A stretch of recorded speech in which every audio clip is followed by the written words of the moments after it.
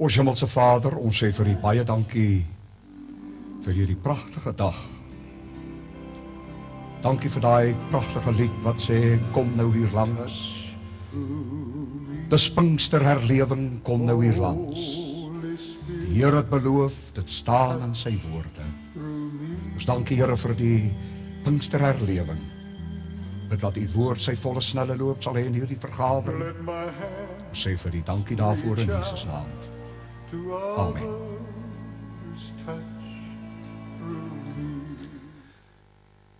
Ek is pastoor W.R. Frisbee, moderator van die Leer in Christuskerk.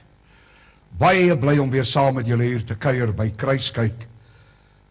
Dank die Here dat ons wonderlike gedagtes hier kan uitruil en laat ons die ewige woord aan U kan oordra.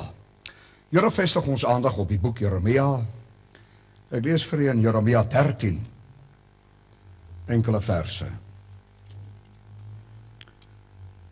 En die opskrif is die linnebeeld as beeld van die gevangenskap.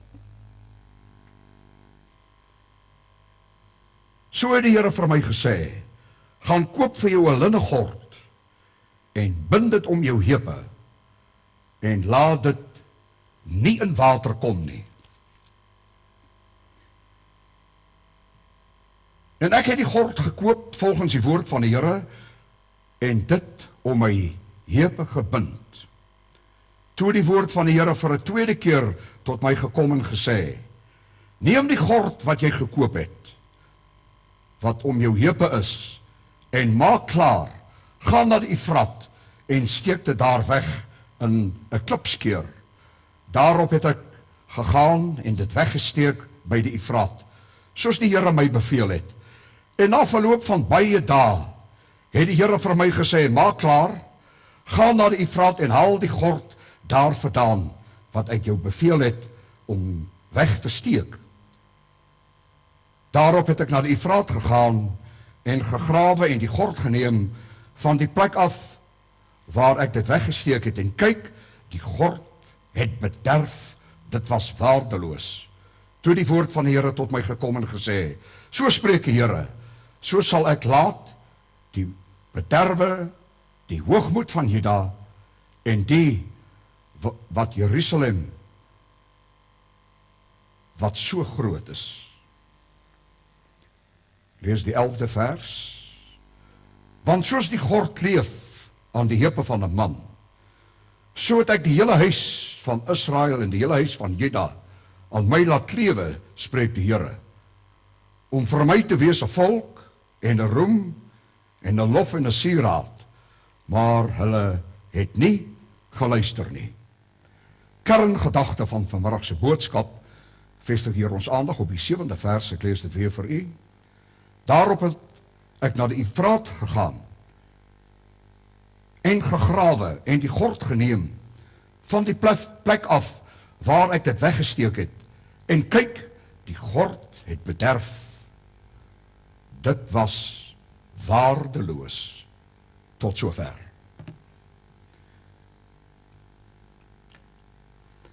My liewe vriend, toehoorder, belangstellende, luisteraar, terwyl ek hierdie teksvers lees,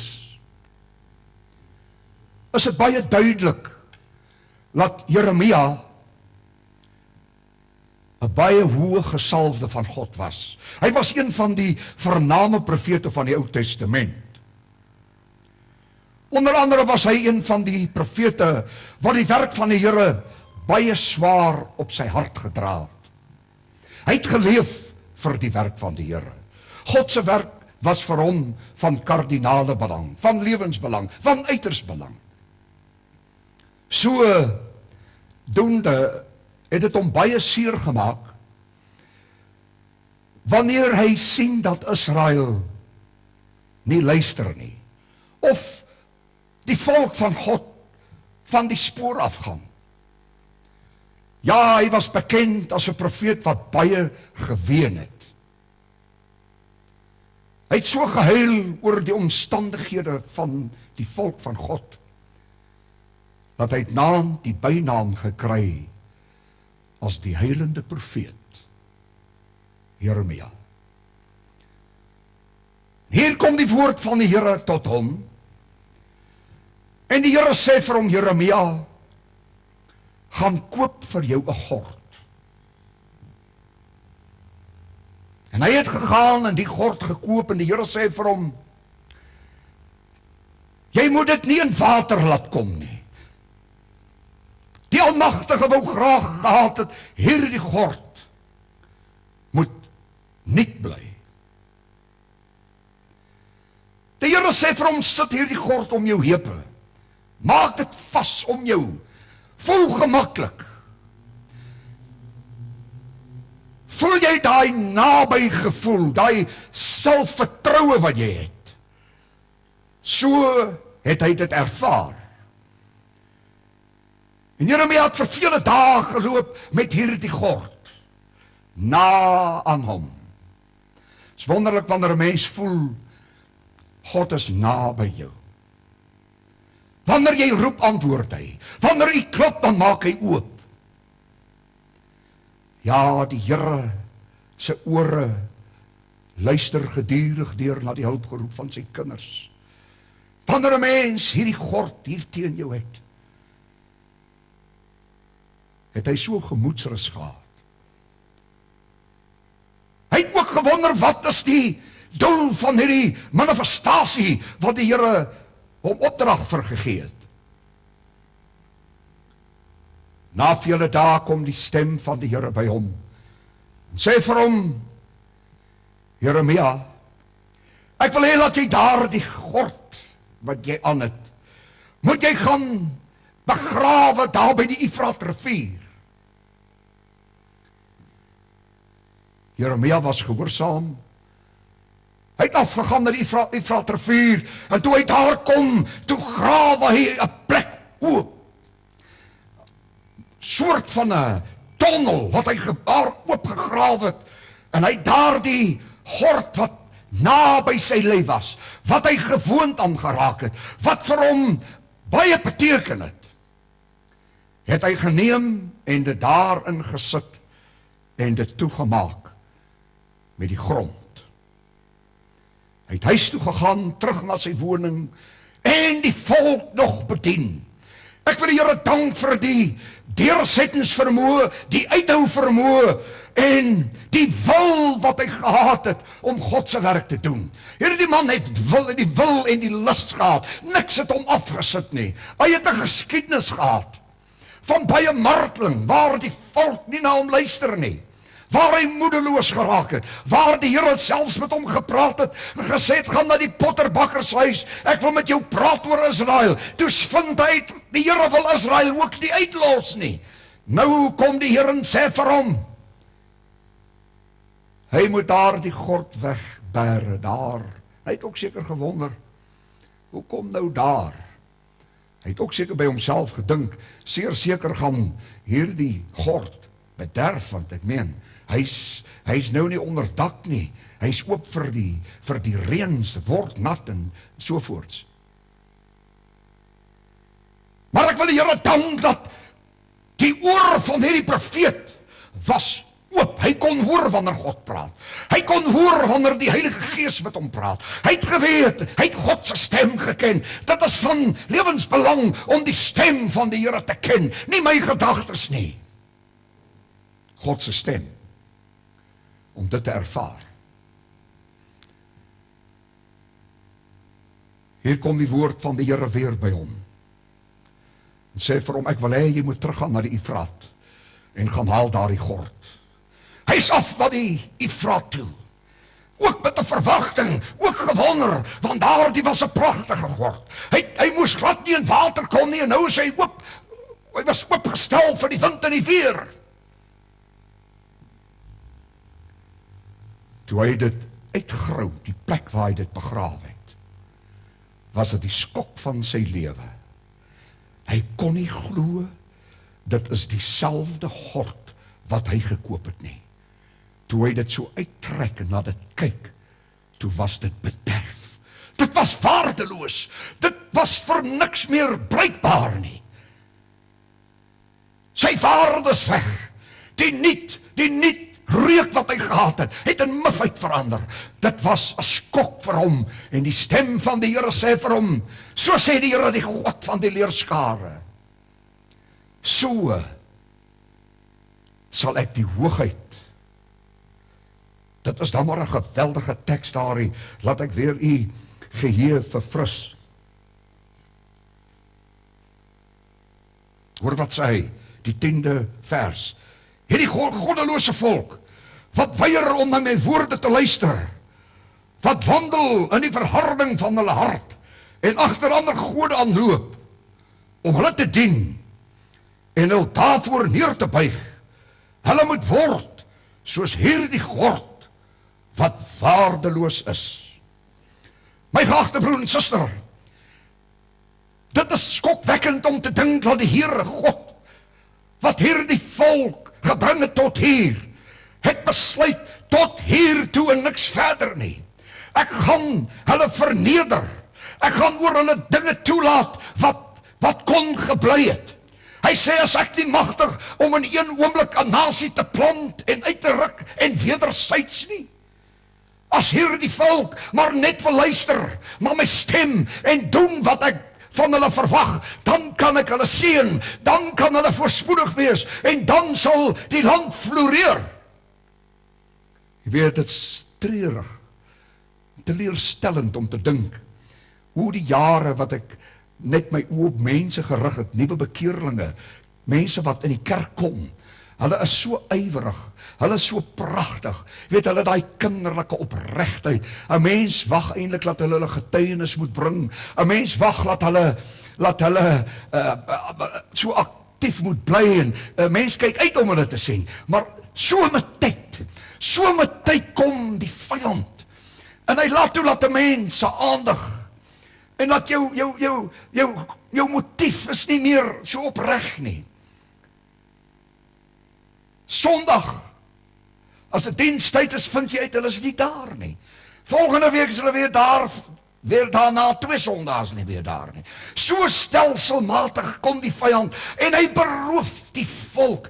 Eenmal was hulle so na aan die Here, want dit so, wanneer hulle bid, dan kan jy hoor hier as 'n volk, wat bid na God se troon toe met liefde. Dit is 'n seën om na hulle te luister. Nie meer in die dienste nie, bid nie meer nie.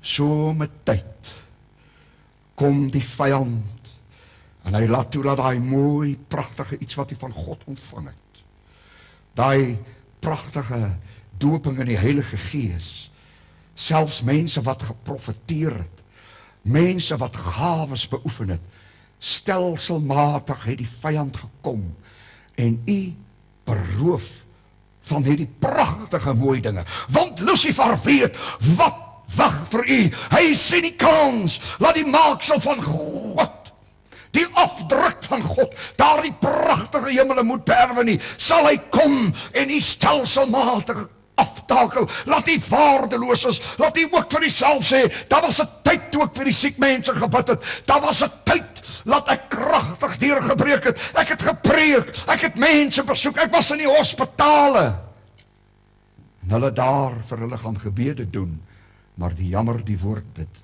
ek het, is nie meer nie, so die duiwel gekom, en die mensdom beroof.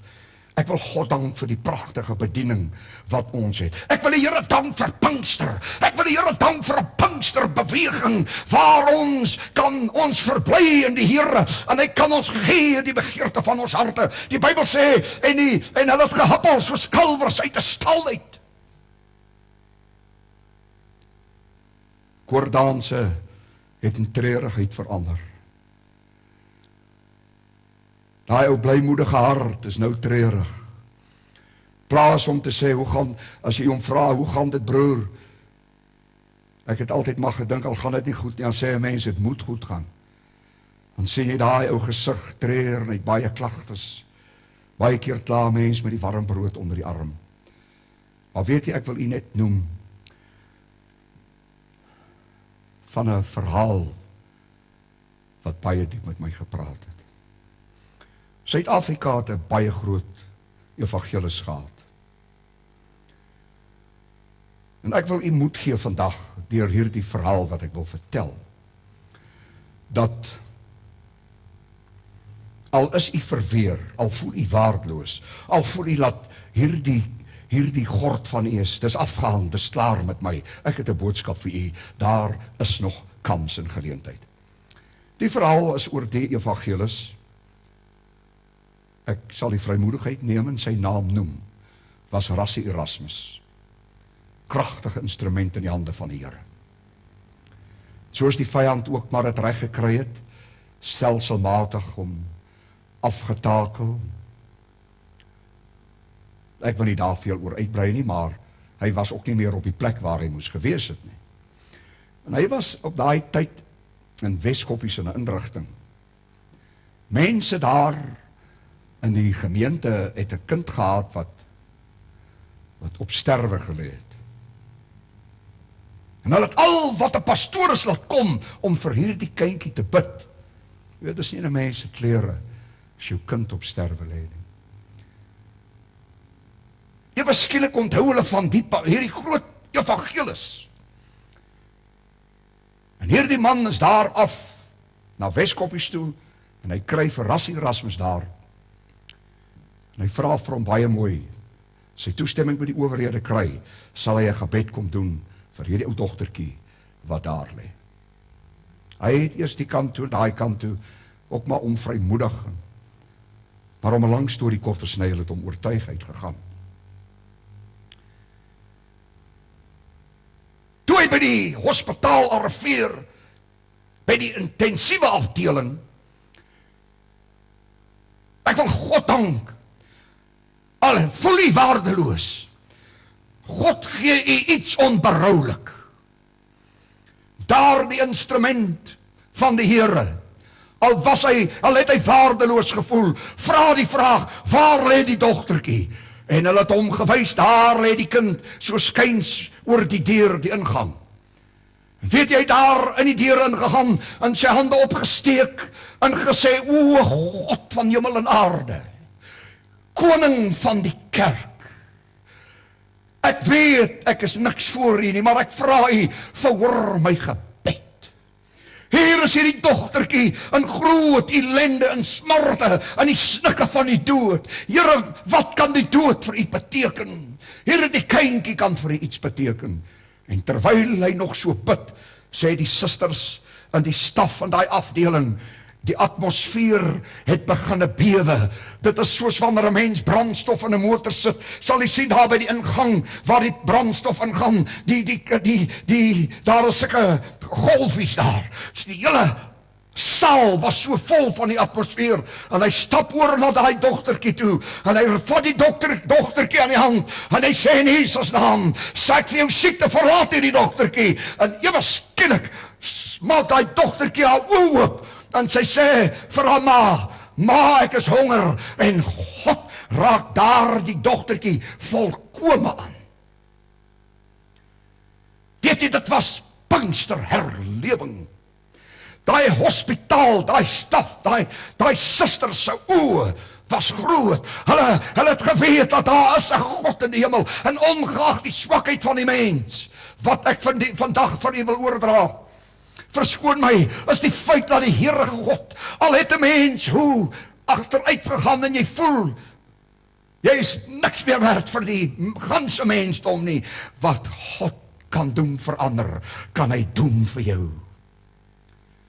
Luister, strategie van Satan, hy is 'n uitgeslaapte, hy is 'n geslepe vyand, hy kom eeuwe, hy weet presies hoe om mense te verlei, mislei. Wanneer 'n mens hier in die kerk sou jy gaan spring en dans, dan sê vir sy engel of sy trawante, moenie kwel nie, ons het al die tyd aan ons kant.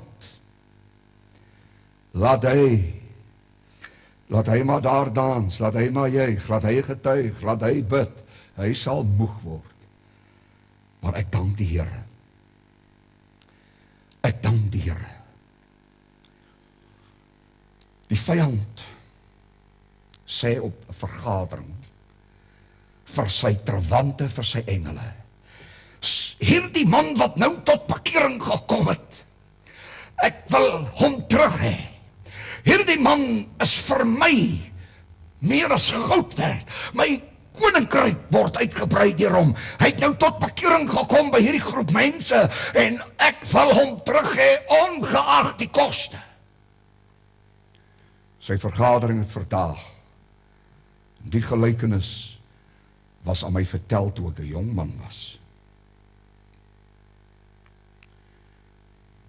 Hulle het alles in hulle vermoë gedoen om hierdie man terug te kry.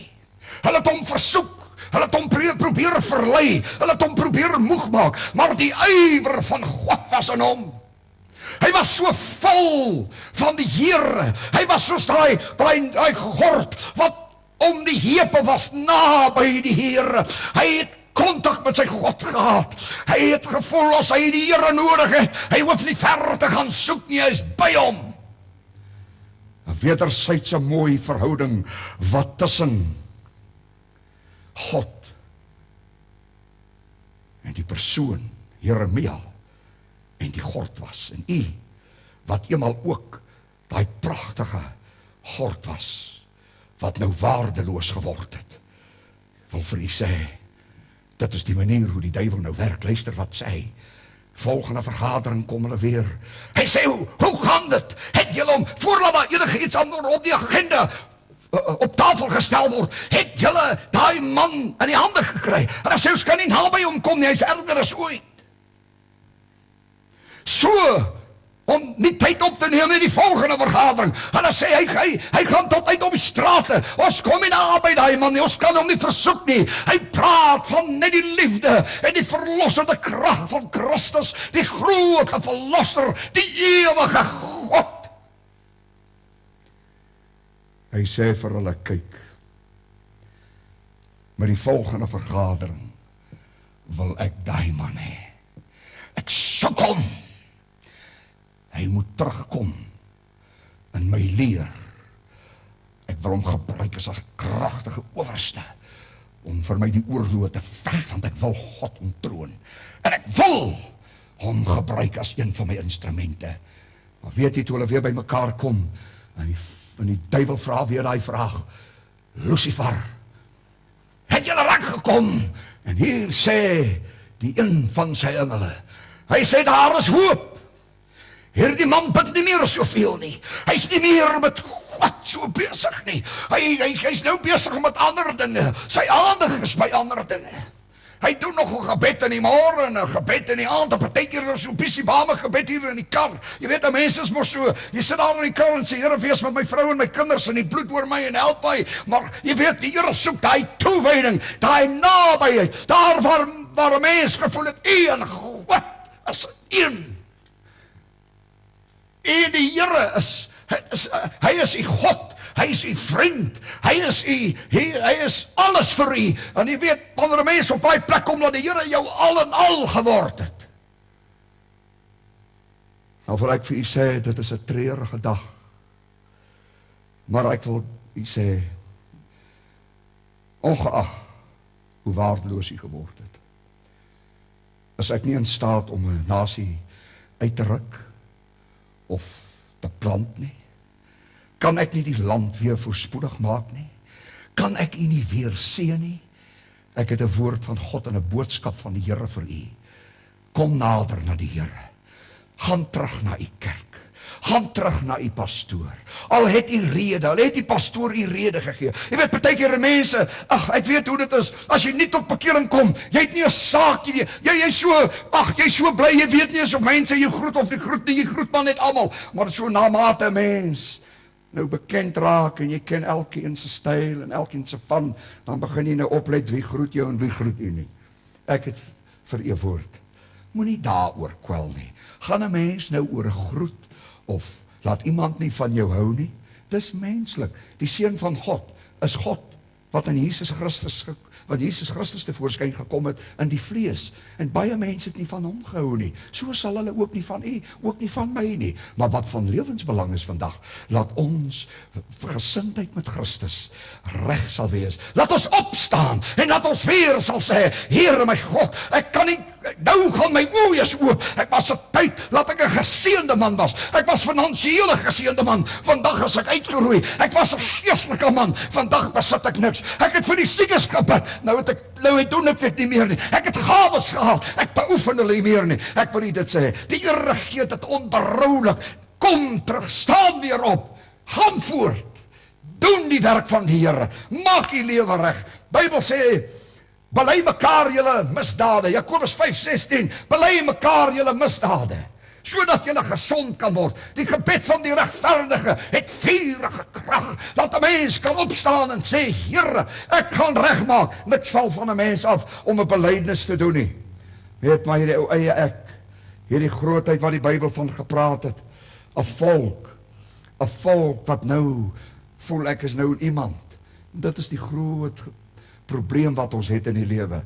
Wanneer jy nou begin voel, ek is so pastoor Frisbee. En ek is ek, en ek het soveel, maar ek wil nie sê, al wat ek eintlik het, is 'n ou asempie wat hier in my neus is. En hy so plus minus 30 centimeter hier na my longe toe.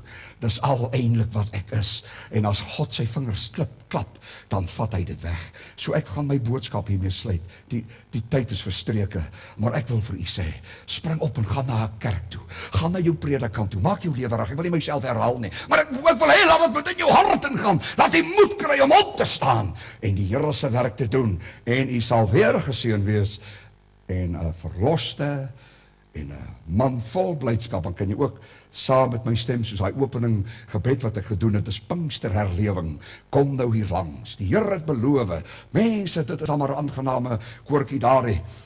Toe die Here my gered het, ek nou weet, ek wil nou iets gou ingooi. Toe die Here my gered het, ek was so vol blydskap. Ek het nie my opgehou met skinnery nie en met kwaad praat nie, en hier 'n ding probeer sê van ander nie. Ek kon nie wag nie. As die kerk Sondag aand uitkom, dan sê ek vir my vrou, Engelse ou vroukie gewees, ons is eintlik Engels in die huis. Ek sê vir haar, Charmaine, can you believe it? It's a Sunday night. It's tomorrow morning, it's Monday, it's Tuesday. We're only having prayer meeting in 3 days' time. I don't know if I'll make it. I'm so anxious. I want to be in the house of God. Weet julle, en dit is hoe dit moet wees. Laat ons weer na die liefde terugkry. Laat ons opspring en sê, Here, van nou af dien ek u soos nooit van tevore. God seën sy woord.